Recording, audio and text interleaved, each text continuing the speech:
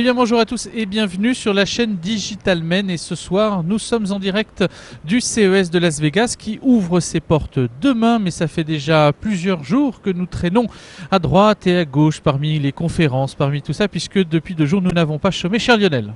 Nous n'avons pas chômé, nous avons été soumis au soleil, au doux soleil du mois de janvier du désert du Nevada, 16 degrés à peu près, et puis maintenant nous sommes soumis à la fraîcheur de la nuit. Nos accoutrements en témoignent, en tout cas le mien. En tout cas le tien. Moi j'ai froid. Donc c'est peut-être un des épisodes les plus courts que nous ferons d'ailleurs en direct de Las Vegas. D'ailleurs on va publier dans très peu de temps, puisque on va le publier d'ici 1 heure ou 2 pour nous, le temps de l'envoyer, puisque le réseau Wi-Fi est comme à l'accoutumée capricieux. Voilà. Qu'est-ce qui s'est passé pendant ces 2 derniers jours, Lionel? Alors pendant ces 2 derniers jours, c'était donc le dimanche, c'était donc le lundi, des conférences, énormément de conférences en Mandalay Bay, excessivement orchestrées par la CTA, avec quelques prises de parole de Gary Shapiro, et puis des conférences de LG, de Samsung, des fondeurs comme Intel, comme Qualcomm, qui annoncent un certain nombre de choses très intéressantes, notamment dans l'évolution de leur socle, de leur puce.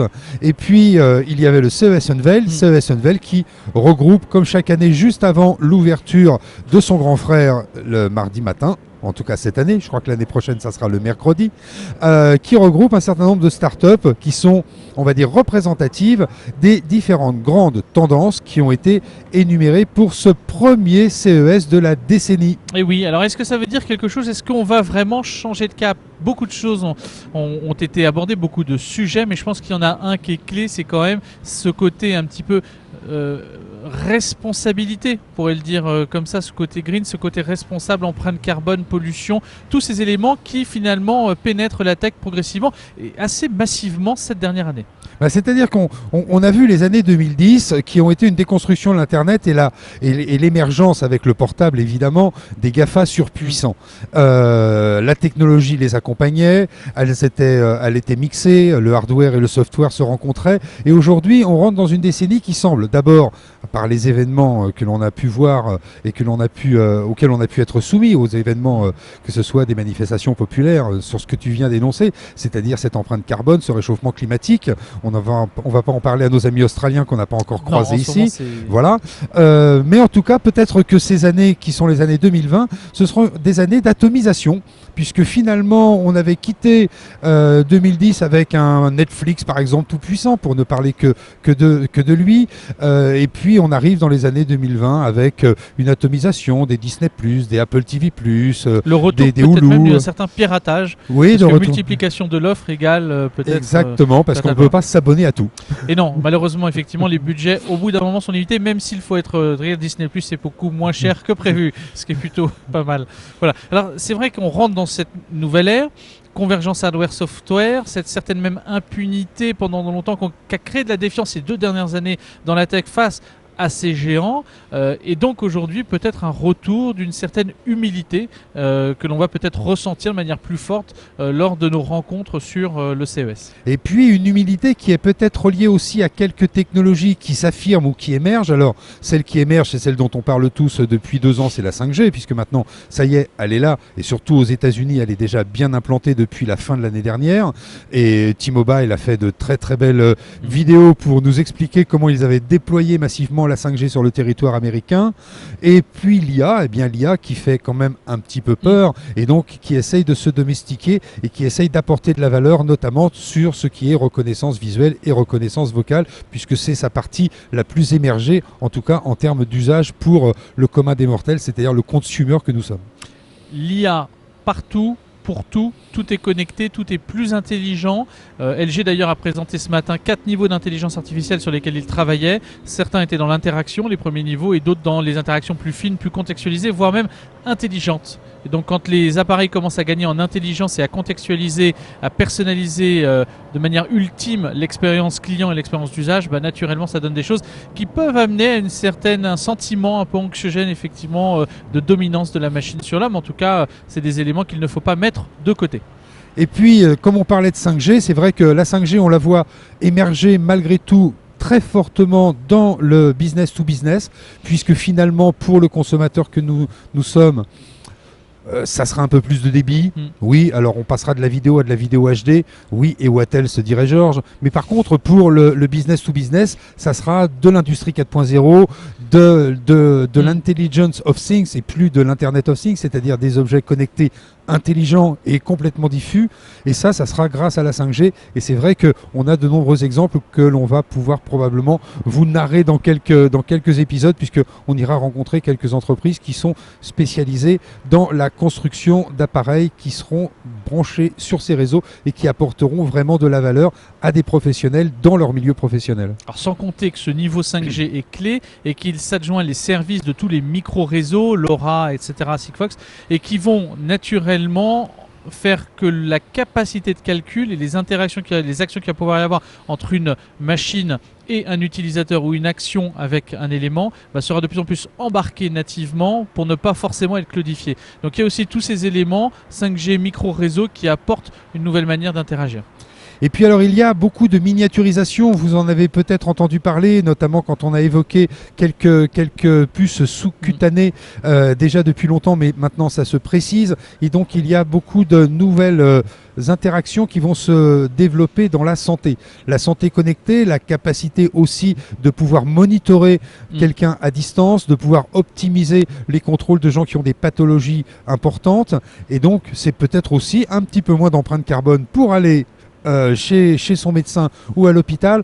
En tout cas, ce qui est sûr, c'est qu'à ce niveau-là, au niveau de la santé, on va dire la Smart Health, ce CES 2020 sera probablement une année de confirmation de certaines tendances qui étaient déjà émergentes depuis 2 ans. Et c'est vrai qu'effectivement, il y a eu une ramification des familles, on en parle dans le guide de survie, de la Digital Health et aussi de la captation d'informations. Donc il y a énormément de choses qui vont se passer. Le Sands Expo, vous le voyez peut-être sur les images, et le Recapar qui était en plein chantier tout à l'heure, c'est à se demander si ce sera prêt pour demain, mais comme par magie généralement ça l'est. Je pense que là ils sont tous sur une nuit blanche, c'était un capharnaüm monumental, mais bon, globalement je pense qu'ils vont mettre de l'ordre et tout va bien se passer. En tout cas côté French Tech, il faut avouer, les stands étaient quasi prêts alors que tous les autres ne l'étaient pas, donc ça, félicitations, franchement là, on a assuré. Un dernier sujet que je voudrais aborder, c'est évidemment le sujet de la mobilité.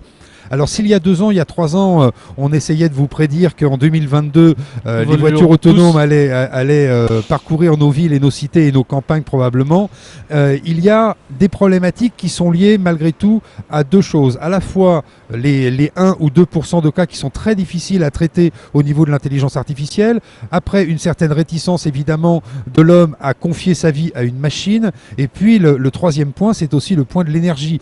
Comment on va alimenter ces voitures qui finalement, si elles sont autonomes et comme le disait Carlos Tavares, seront finalement énormément de robots taxis qui seront mis à nos dispositions. Est-ce que ces voitures seront alimentées par de l'hydrogène, par de l'électricité stockée dans des batteries, ou tout simplement encore avec nos vieilles énergies fossiles?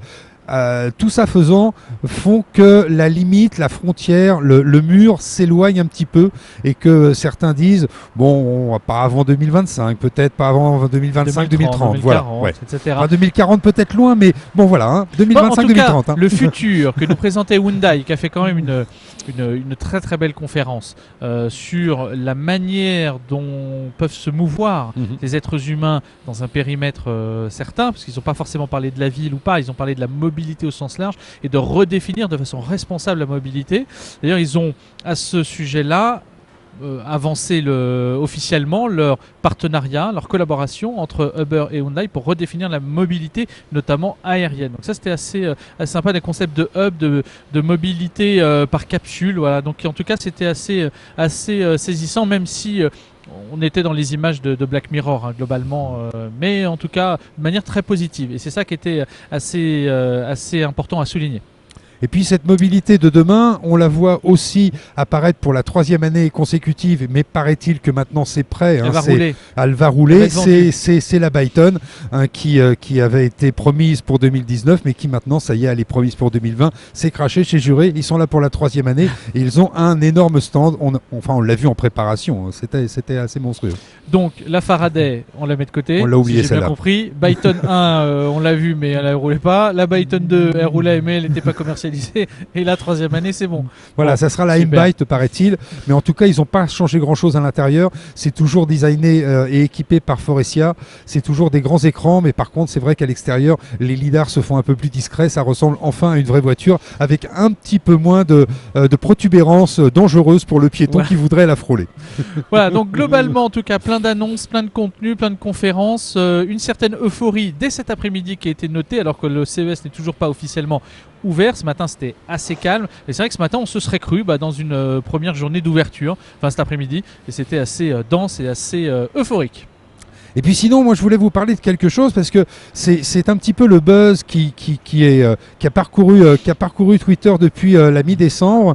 C'est une société qui s'appelle Neon, que vous pouvez suivre maintenant directement puisque le site a été lancé il y a quelques minutes sur l'adresse URL neon.life.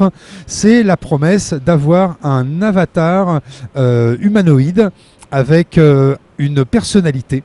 Alors finalement, qu'est-ce que ça représente? C'est pas tout à fait un robot qui vous suit, non. C'est carrément un ami virtuel qui a évidemment l'apparence humaine, qui est photoréaliste et qui a une intelligence qui lui permet d'être finalement en interaction avec vous comme si c'était un véritable ami avec une vraie personnalité, avec des vraies émotions. Alors ça a été managé par quelqu'un qui s'appelle Mitski.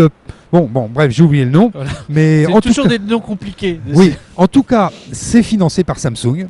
Et c'est quelque chose qui est tout à fait étonnant. Ils en ont fait le lancement aujourd'hui. Ils attendaient le CES pour pouvoir dévoiler véritablement le fonctionnement de cette nouvelle, on va dire, environnement amical. Le jumeau numérique compagnon de l'être humain. Si vous croisez ça avec une autre start-up dans la Silicon qui s'appelle Eterni, je peux vous assurer que vous êtes dans Black Mirror. Au total, je vous rappelle qu'Eterni, c'est la promesse d'une vie numérique éternelle en tant qu'être humain, puisque c'est une société qui travaille sur le concept d'agréger tous les flux sociaux, vos interactions, vos emails que vous avez eus pendant des années, et qu'il les met dans une intelligence pour vous permettre d'interagir avec une personne qui serait potentiellement passée de l'autre côté. Et donc, ce qui est intéressant, c'est que si vous croisez les deux, vous êtes finalement éternel numériquement. Ça fait flipper. Ça fait flipper, ça fait d'autant plus flipper que certains qui nous regardent, et on fera un petit coucou à Jean-Claude qui se reconnaîtra, il a souvent parlé de la vallée de l'étrange. Eh bien moi je dirais qu'une seule chose, peut-être que si vous avez suivi Flash Tweet tout à l'heure,